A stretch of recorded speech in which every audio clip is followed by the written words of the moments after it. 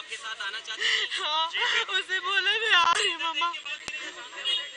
वो मान गई, कहती मम्मा आ रही। हमने कहा कुछ भी नहीं होगा, आपको डरने की जरूरत नहीं है, आप जो बोलोगे वो होगा। वो पहले दिन वो जो पुलिस वाली जो बैठी हैं वो पहले दिन से धक्के देती हैं, उसको इशारा करती हैं। अभी भी आज उन्होंने इशारा किया। मैंने कहा आप इसकी तरफ मत देखो। और वो जो वाइट कपड़े वाला है उसे मीटिंग फोन खत्म की और लेके भाग गया वो। और मैं इन्होंने प्यार सर पे जाते हुए हाथ रखने क्या कहता, तुम बाप नहीं हो मैं बाप हूँ। और वो बदतमीजी करता है, धक्के देता है। और वो बोलता है कि ये बोलो ये बोलो। वो जो जितनी पुलिस वाली हैं वो कौन है, वाइट कपड़े वाला कौन है, वो कौन है। मेरी बेटी मान गई थी, बयान देने लगी थी और ये लोग लेके भाग गए। अब फिर उसका ब्रेन वॉश करेंगे, इसको धमकाएंगे, फिर वही बोलेगी। लेकिन मेरी जज साहब ने अपने चैम्बर के अंदर हमें मिलने का मौका दिया। सिर्फ 5 मिनट के लिए वहाँ पे मुलाकात करवाई की पुलिस ने। मैंने बच्ची से प्यार से उससे बात की, बच्ची मानी। उसने कहा ठीक है मैं अब घर चलती हूँ, जज साहब के सामने जाके बोलती हूँ। उतनी देर में पुलिस आई, उन्होंने बच्ची का हाथ पकड़ा, खींच के ले गए और हमारे साथ हम जज साहब के पास गए। हमने जाके रिक्वेस्ट की कि जज साहब बच्ची स्टेटमेंट देना चाह रही है कि वो अपने घर जाना चाह रही है। जज साहब ने स्टेटमेंट नहीं ली। उन्होंने कहा एक बार स्टेटमेंट दे दी है, बार बार स्टेटमेंट नहीं होती। जी देखिए बिल्कुल कोशिश करेंगे, लेकिन मेरा सवाल यह है जज साहब ने हमारी स्टेटमेंट दोबारा बच्ची की क्यों नहीं ली? बच्ची दोबारा स्टेटमेंट देती, बच्ची घर आ जाती। बच्ची अब घर जाने के लिए हमने उसका सारा डर खत्म कर दिया था। 5 मिनट की मुलाकात में हमने उसे ब्रेन वॉश, उसका जो हुआ था वो खत्म हो गया। जज साहब ने पुलिस वाले खींचा उसको, वही सफेद शलवार कमीज वाला।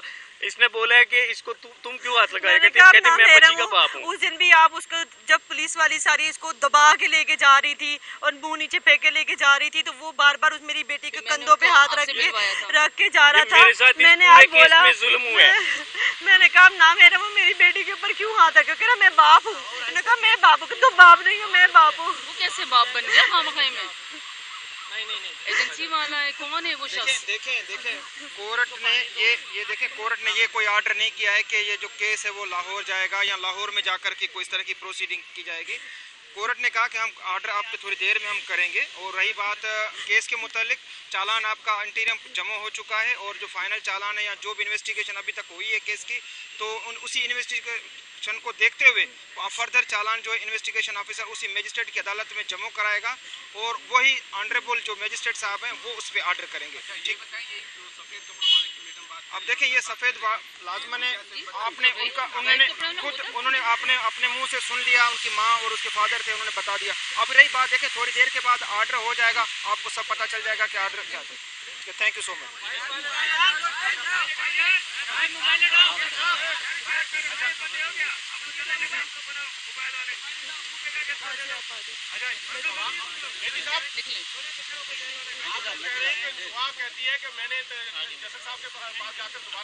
जी बिल्कुल। ये लेकिन मेरा सवाल ये है, अदालती कराए कहते हैं कि चेंबर में जो मुलाकात हुई उसमें भी दुआ ने आपसे बात नहीं की, वो सर झुका के बैठी रही, आप लोग कोशिश करते रहे सर ऐसे गले मिलाएं। आप वहाँ मौजूद थे नहीं? वहाँ पे जो स्टेटमेंट रिकॉर्ड हुई उन्होंने मुझे बाहर आके कहा कि जो आप कह रहे हैं ऐसे ही हुआ है। ठीक है, जो वहाँ पे अंदर जो स्टेटमेंट रिकॉर्ड करते हैं उन्होंने ये बोला है। मैं को पागल तो नहीं कि मैं बच्ची को कहूँ कि आप जज के सामने जाके स्टेटमेंट दो। जज के सामने जाके वो ना करती तो मैं झूठा साबित हो जाता। मैं तो लेकर जा रहा हूँ, उसने बोला है। पुलिस वालों ने उसका हाथ पकड़ा और खींच कर ले गए। देखिए ये जुल्म है। आपकी भी घर में बेटी होगी, आप थोड़ा सा ख्याल करिए। ठीक है, अगर बच्ची खुद कहना चाह रही है जज के सामने जाके कि मैं जज साहब के सामने जाके बोलती हूँ कि मैं घर जा रही हूँ, तो यार इसमें क्या बुराई है? ये तो अच्छी बात है। जो उसके ऊपर डर था हमने उसे खत्म किया।